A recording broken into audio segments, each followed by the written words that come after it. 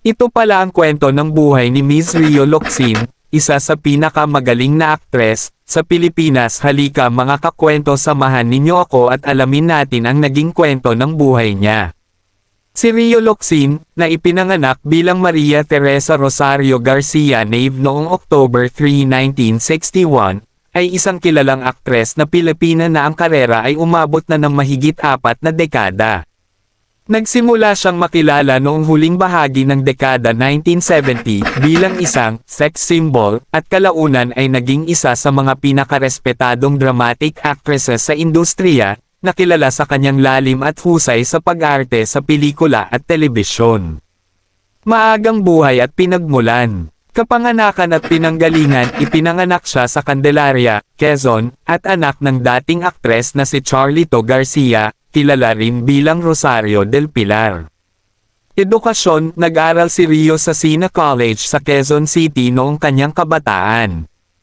Pinagmulan, lumaki siya sa isang pamilyang may koneksyon sa showbiz, kaya't kalaunan ay sinundan niya ang yapak ng kanyang ina sa industriya ng aliwan. Pagangat sa kasikatan, huling 1970s hanggang 1980s.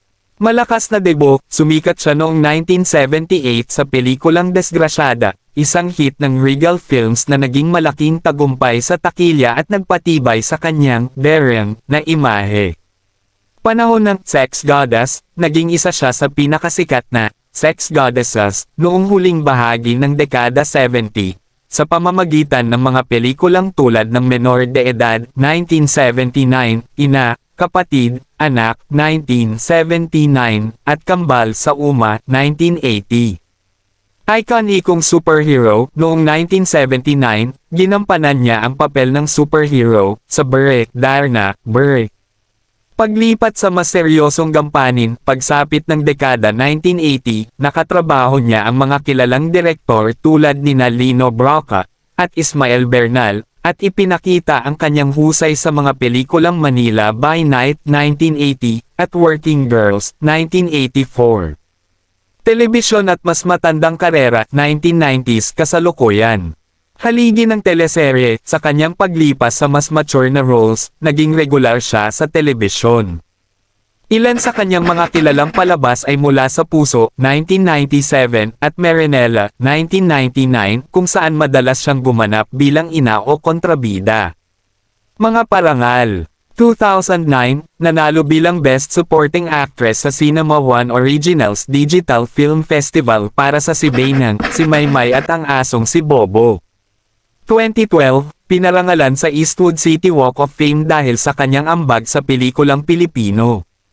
Mga bagong proyekto, patuloy pa rin siyang aktibo at lumabas sa mga modernong palabas tulad ng Black Rider, 2023 hanggang 2024, bilang Alma Guerrero at Mars Ravlos Darna, 2022 hanggang 2023. Nakalaan din siyang lumabas sa mga proyekto sa 2025 at 2026, kabilang ang It's Okay to Not Be Okay. Personal na buhay at pamilya. Unang kasal, dating ikinasal si Rio sa aktor na si El Tantay, at nagkaroon sila ng 2 anak na babae na sina Paula Bianca at Jaba, ngunit nauwi rin sa hiwalayan ang kanilang pagsasama. Kasal sa kasalukuyan, nag-asawa siyang muli kay Padem Israel, isang dating profesional na basketball player na naging pastor. Magkasama na sila mula pa noong 1987 at may isang anak na babae na si Jose. Pamumuhay, kilala siya ngayon sa kanyang tahimik na pamumuhay, nakatuon sa pamilya at pananampalataya, habang patuloy pa rin ang kanyang karera sa pag-arte. Nagustuhan nyo ba ang ating video mga kakwento? Wag mo naman kalimutang i-like ang video natin at i-follow mo na rin ako, para updated ka sa mga bagong video natin at i-comment mo na rin dyan sa baba kung saan lugar ka para alam ko kung saan nakarating ang ating video. Salamat!